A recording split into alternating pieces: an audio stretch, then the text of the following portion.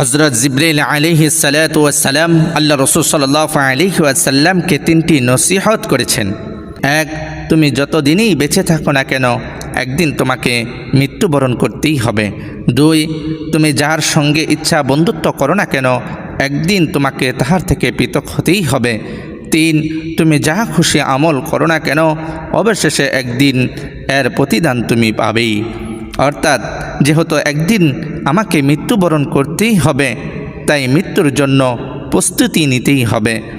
আর যেহেতু সব বন্ধু থেকে পৃথক হতেই হবে, তাই এমন বন্ধুর সাথে বন্ধুত্ব করা উচিত যাহার থেকে কখনো পৃথক হবে না, অর্থাৎ আল্লাহ তাআলার সাথে বন্ধুত্ব করো।